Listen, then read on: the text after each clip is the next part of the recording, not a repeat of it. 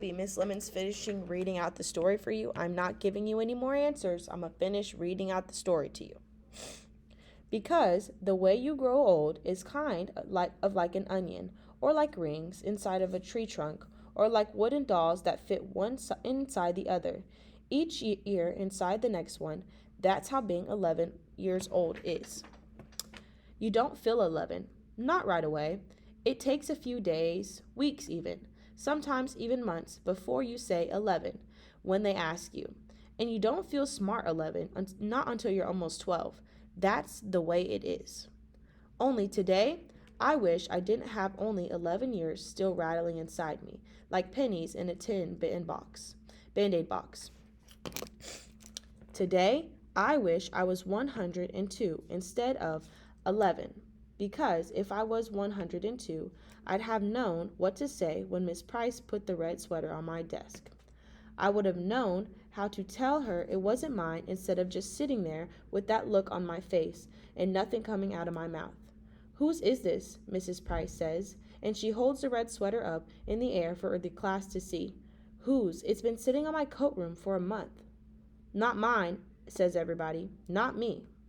It has to belong to somebody, Miss Price keeps saying, but nobody can remember. It's an ugly sweater with red plastic buttons and a collar and sleeves all stretched out like you could use it for a jump rope.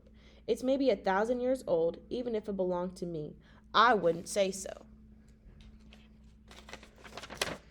Turn in the page.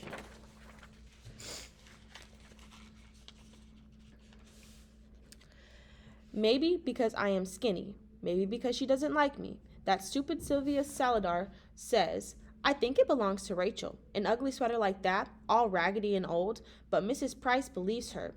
Miss Price takes the sweater and puts it on my desk. But when I open my mouth, nothing comes out. That's not, I don't, you're not mine, I finally say in a little voice that was maybe me when I was 4. Of course it's yours, Miss Price says. I remember you wearing it once. Because she's older and she's the teacher, she's right and I'm not. Not mine, not mine, not mine. But Miss Price is already turning to page 32 in math problem number 4. I don't know why, but all of a sudden I'm feeling sick inside, like the part of me that's 3 wants to come out of my eyes. Only I squeeze them shut tight and bite down on my teeth real hard and try to remember today I am 11. 11.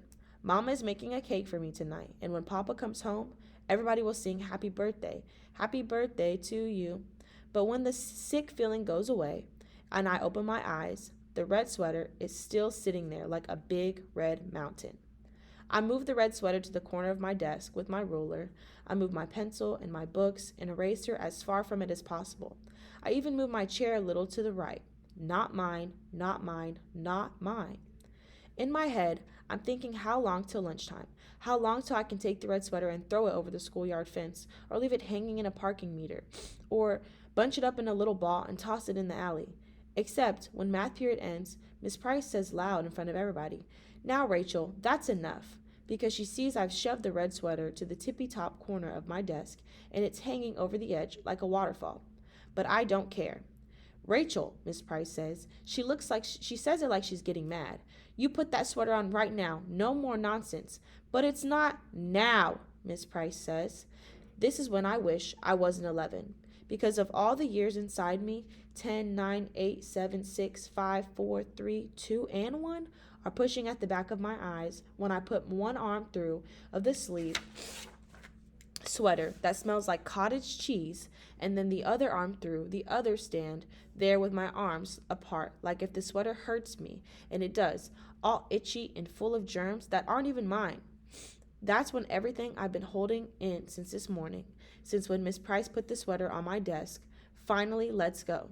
And all of a sudden, I'm crying in front of everybody. I wish I was invisible, but I'm not. I'm 11, and it's my birthday today, and I'm crying like I'm 3 in front of everybody. I put my head down on my desk and bury my face in my stupid clown sweater arms, my face all hot and spit coming out of my mouth because I can't stop the little animal noises from coming out of me, and there aren't any more tears left in my eyes, and it's just my body shaking like when you have the hiccups and my whole head hurts, like when you drink milk too fast. But the worst part is, right before the bell rings for lunch, that stupid Phyllis Lopez, who is even dumber than Sylvia Saldivar, says she remembers the red sweater is hers. I take it off right away and give it to her.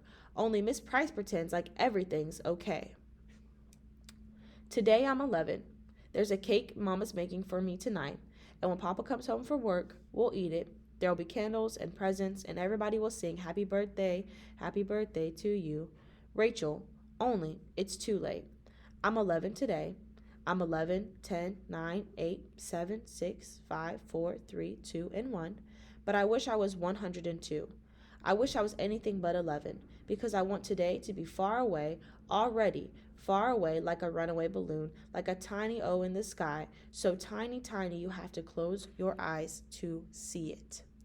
Now, please remember that you need to annotate every single paragraph in this story.